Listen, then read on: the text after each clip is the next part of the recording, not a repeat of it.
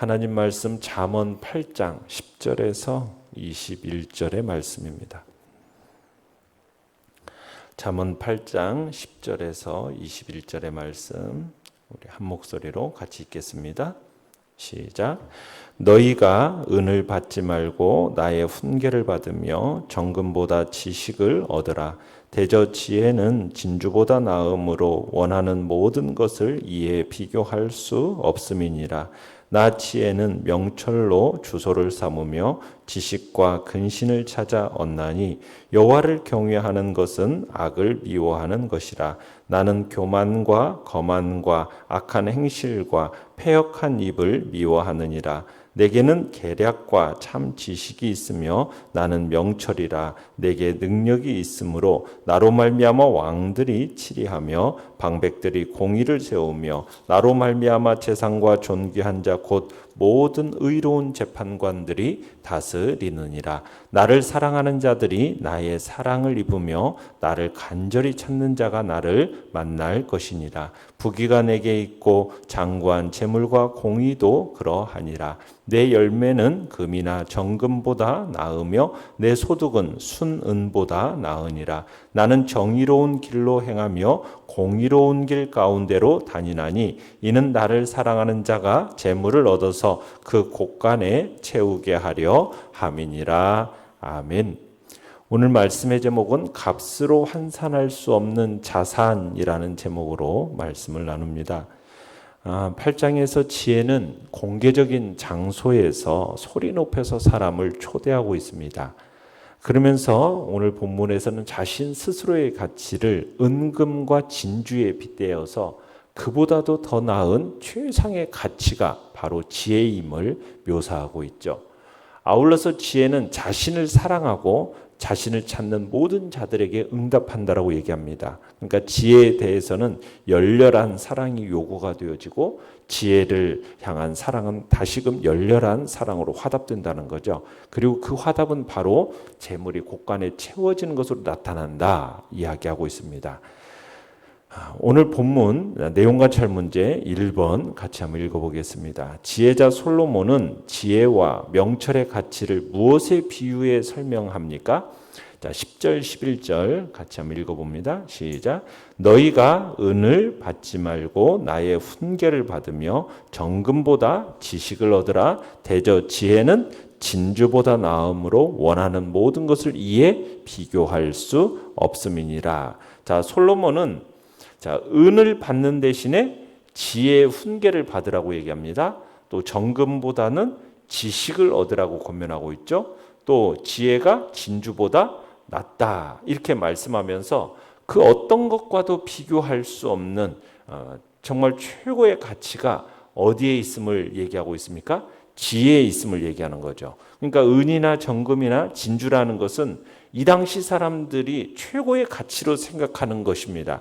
오늘날 사람들이 얻고자 추구하는 여러 가지 세상적인 가치를 대변하는 말이 바로 은금, 진주라고 할 수가 있는 거죠. 그런데 솔로몬은 지금 우리가 얻고자 수고하고 노력하면서 집착하면은 세상의 어떤 가치보다도 바로 말씀의 지혜와 지식이 더 고귀한 가치가 있음을 지금 밝히고 있는 거죠. 그 무엇보다도 하나님의 말씀을 사모하고 그것을 얻고자 노력해야 함을 말하고 있는 겁니다. 자, 19절도 읽어보겠습니다. 시작. 내 열매는 금이나 정금보다 나으며 내 소득은 순은보다 나으니라. 자, 지혜의 열매가 금이나 정금보다 낫다라고 선언하고 있죠. 그리고 지혜의 소득이 순은보다 낫다 이렇게 선언합니다. 이 순은이라는 건 뭐냐면 귀하게 여겨 선택받은 우수한 품질의 은을 순은 이렇게 얘기합니다. 그러니까 지혜가 주는 유익이 이 순은보다도 더 낫다라는 것은 지혜의 유용성이 돈으로 환산할 수 없는 탁월한 가치를 지닌다는 사실을 보여주고 있는 것입니다. 그리고 솔로몬은 이제 13절에 가보시면은 13절에서 이렇게 얘기를 합니다. 여호와를 경외하는 것은 악을 미워하는 것이라 이렇게 얘기합니다. 지금까지는 지혜에 대해서 말하다가 솔로몬이 갑자기 여호와를 경외하는 것이라는 전혀 새로운 주제를 말하는 것처럼 느껴지는데 왜 솔로몬이 앞에서 왜 그렇게 지금 여호와를 경외하는 것이라는 이야기가 나오느냐? 그것은 여호와를 경외하는 것이 우리가 앞에서 그랬죠. 그게 뭐라고 얘기를 했습니까? 지혜고 지식이라는 이야기를 우리가 앞에서 했었어요. 그러니까 여호와를 경외하는 것은 바로 지혜를 가리키는 또 다른 말이 되는 겁니다. 결국 여호와를 경외하고 사랑하는 지혜자가 악을 미워하는 사람이라는 사실을 말하고 있죠. 그리고 악인의 전형적인 삶의 자세, 교만과 거만과 악한 행실과 패역한 입을 철저히 미워하고 그것이 성도의 삶의 흔적으로 남아있지 않도록 최선을 다해야 한다는 것을 지금 말하고 있는 겁니다. 자, 그 다음에 14절에서 16절을 한번 또 읽어보겠습니다. 시작. 내게는 계략과 참 지식이 있으며 나는 명철이라. 내게 능력이 있으므로 나로 말미암아 왕들이 치리하며 방백들이 공의를 세우며 나로 말미암아 재상과 존귀한 자 곧 모든 의로운 재판관들이 다스리느니라. 자, 솔로몬은 지혜에게는 뭐가 있다고 얘기합니까? 계략과 참 지식이 있고 또 명철이 있고 능력이 있다. 이를 통해서 왕들이 치리하고 방백들이 공의를 세우고 재상과 존귀한 세상의 모든 재판관들이 판결을 한다. 이렇게 말을 하고 있죠. 그러니까 솔로몬은 지혜의 세 가지 특성을 말합니다. 우선은 계략이라는 단어를 쓰는데 계략이라는 건 뭐냐면 참모가 왕에게 주는 탁월한 계책, 이게 이제 계략입니다. 또 참 지식이라는 말은 깊은 꾀와 먼 장래를 내다보는 생각을 의미하는 말이 참 지식입니다. 그리고 마지막으로 능력이라는 것은 이 계책을 성사되게 하는 힘, 이것을 일컫는 말이 능력입니다. 이런 놀라운 힘이 누구에게 있다는 거예요? 지혜에 있다라는 거죠.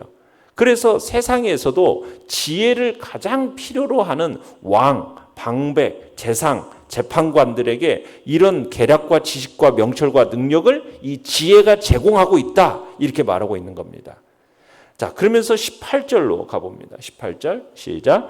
부귀가 내게 있고 장구한 재물과 공의도 그러하니라. 자, 지혜의 그 능력과 유익으로서 부귀와 재물도 그 안에 있다라고 말씀하고 있습니다. 그러니까 지혜가 온갖 부귀와 장구한 재물의 주인임을 분명하게 밝히고 있는 거죠. 그러니까 지혜를 찾아서 발견하게 되면 그 안에 숨겨진 부귀와 재물을 얻게 될 것을 또 말합니다.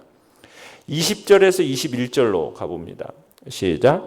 나는 정의로운 길로 행하며 공의로운 길 가운데로 다니나니 이는 나를 사랑하는 자가 재물을 얻어서 그 곳간에 채우게 하려 함이니라. 자, 여기서 정의라는 것은 도덕적인 올바름을 가리키는 말이고요. 공의라는 것은 보다 더 확장된 사회적 관계에서의 올바름을 의미합니다. 그러니까 세상의 지혜와 구별되는 이 참 지혜의 두드러진 특징이 뭐냐? 정의와 공의라는 사실을 말하고 있는 겁니다. 자, 이런 참 지혜를 통해서 재물을 얻게 되고 이 재물은 세상의 지혜로 얻은 재물과 비교할 수 없는 진정한 가치가 있음을 이제 얘기하고 있는 것입니다. 그래서 지혜는 바로 정말 재물을 얻게 하는데 그 재물이라는 것은 세상의 지혜로 얻게 되는 그 재물과는 차원이 다른 그 곳간에 채워지는 그 재물은 어떻게 보면은 우리 인생에 있어서 평안함을 주는 그런 재물이 되어질 것을 얘기하고 있는 겁니다. 자, 내용 관찰 문제 2번으로 가보겠습니다. 어떤 사람이 지혜를 얻을 수 있다라고 했습니까? 자, 17절을 읽어봅니다. 시작. 나를 사랑하는 자들이 나의 사랑을 입으며 나를 간절히 찾는 자가 나를 만날 것이니라. 지혜는 자신을 사랑하고 자신을 찾는 이들에게 응답한다라고 얘기하죠. 그러니까 지혜에 대해서는 열렬한 사랑이 요구되어지고 지혜를 향한 사랑은 다시금 열렬한 사랑으로 화답된다는 겁니다. 그러니까 지혜는 반드시 자신을 사랑하는 자에게 그 사랑으로서 보상함을 강조하고 있는 겁니다. 또 지혜를 구하는 자가 바로 내적인 열의가 있어야 된다는 거죠. 내적인 열의를 뜨겁게 지니고 있어야 함을 지금 교훈하고 있는 겁니다. 그러면서 그와 함께 외적으로도 적극적인 행동으로 표현을 해야 된다는 것을 교훈하죠. 나를 간절히 찾는 자, 여기서 간절히 찾는 자라는 것은 부지런하게 구하다, 수고를 아끼지 않다라는 뜻이거든요. 그러니까 수고를 아끼지 않은 그런 부지런함으로 지혜를 구함을 나타내라는 얘기죠. 그래서 간절히 찾는 자에게 지혜가 신실하게 반응해서 그것을 지속적으로 만날 수 있음을 나타내고 있는 겁니다. 그러니까 지혜는 자신을 사랑하는 자의 사랑을 배반하지 않는다는 거죠. 지혜를 간절하게 찾을 때 언제든지 반갑게 맞아준다라는 겁니다. 이 지혜가 변치 않는 신실성을 지니고 있다는 것을 얘기하고 있는 겁니다. 연구와 묵상 문제 3번입니다. 사람들이 지혜와 명철을 간절히 사랑하고 찾아야 함을 말하기 위해서 귀금속이나 보석을 비유로 설명하는 이유는 무엇입니까? 자, 지혜자 솔로몬이 지혜가 어떤 귀금속이나 보석보다도 더 낫다고 가르치는 이유는 뭐냐면 지혜의 열매와 소득이 세상의 재물보다도 낫기 때문이라는 겁니다. 지혜의 그 열매와 소득이 세상의 그 재물보다도 낫기 때문에. 그러니까 지혜와 명철을 사랑하는 자가 나라를 다스리는 거죠. 또 지혜자가 부귀와 재물을 얻을 수 있다는 겁니다. 그러니까 결국은 뭐냐면 막 권력을 추구하고 재물을 추구하고 이런 사람이 권력과 재물을 얻는 게 아니에요.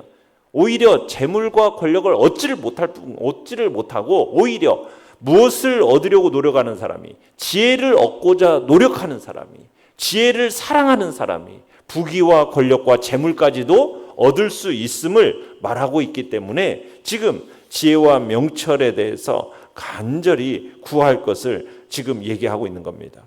실제로 하나님께서 지혜를 구한 솔로몬에게는 무엇까지 더해 주셨습니까? 권력과 평안과 재물까지도 더해 주셨던 것을 우리가 보게 되죠. 그러니까 지혜는 세상에서 측정하는 방법으로 그 가치를 환산하는 것이 불가능한 최고의 가치가 바로 지혜임을 성경은 얘기하고 있는 겁니다. 느낀 점 4번입니다. 하나님의 지혜를 얻는 것이 재물과 부귀를 얻는 것보다 중요하다는 가르침 앞에서 무엇을 느낍니까? 자, 세상이 붙잡고 집착하는 그 물질적인 가치를 귀히 여기기보다 지혜의 말씀을 귀하게 여겨야 함을 우리는 느끼게 됩니다. 왜?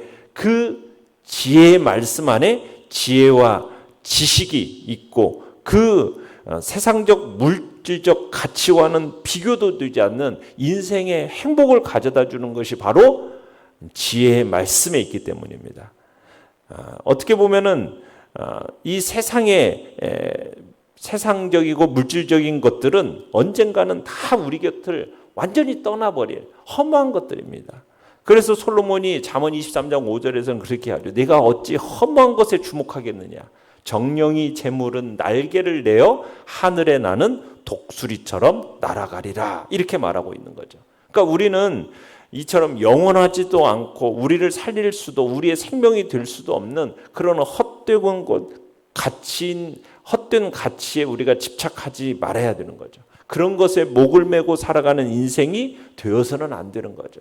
결코 그것이 우리의 참 행복과 우리의 가치를 그 안에서 우리는 발견할 수 없는 겁니다. 그래서 우리는 은, 금, 진주, 세상의 그 어떤 것보다도 바로 지혜의 말씀을 사모하고 그 지혜와 지식과 명철을 얻기를 정말 간절히 구하는 그런 성도가 되어야 할 것입니다. 사도 바울은 예수 그리스도를 아는 지식을 위해서는 자기 자신에게 유익했던 그 모든 것들을 해로 여겼을 뿐만 아니라 배설물보다도 못한 것으로 치부해버렸다는 사실을 우리는 잘 알고 있습니다. 우리는 이 귀한 지혜의 가치를 깨닫고 말씀을 사랑하고 또 그것에 대한 깊은 애착을 안고 살아가는 복된 자리에 있기를 바랍니다. 하나님께서 우리가 17절의 말처럼 나를 사랑하는 자들이 나의 사랑을 입으며 나를 간절히 찾는 자가 나를 만날 것이라는 이 말씀처럼 정말 하나님의 말씀을 사랑하고 그 지혜의 말씀을 간절히 찾고 구함으로 말미암아 그분의 지혜를 발견하고 인생의 참된 깨우침의 자리에 우리 모두가 있기를 간절히 바랍니다. 결단과 적용 5번입니다. 내가 재물보다 하나님의 지혜를 우선순위에 두고 있다고 말할 만한 근거는 무엇입니까? 지혜의 우선순위를 두는 자답게 살기 위해 오늘 실천할 수 있는 일은 무엇입니까? 오늘도 우리가 세상의 다른 어떤 것보다도 이 지혜의 말씀을 가까이 하고 그 말씀을 읽고 묵상하며 그 말씀을 마음에 새기고 그 말씀을 붙들고 오늘도 살아가는 일을 최우선순위에 두는 자리에 우리 모두가 있기를 바랍니다. 오늘의 기도 같이 읽겠습니다. 시작. 세상의 지혜가 아니라 하나님의 지혜를 구하는 사람이 되게 하소서. 아멘. 말씀을 생각하면서 기도하시고요. 연약한 우리의 지체들을 위해서 기도해 주시며 전가족 수련회 위에 하나님의 풍성한 은혜의 역사를 놓고 기도해 주시기 바랍니다. 주여, 우리 세 번 부르짖며 나아갑니다.